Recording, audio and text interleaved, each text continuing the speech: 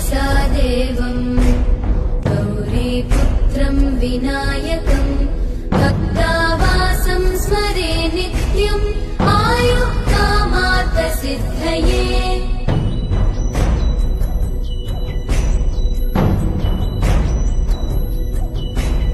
प्रथमं वक्रतुण्डं च एकदन्तं द्वितीयकम् तृतीयं कृष्णपिङ्गाक्षं गजवक्त्रं चतुर्थकम्।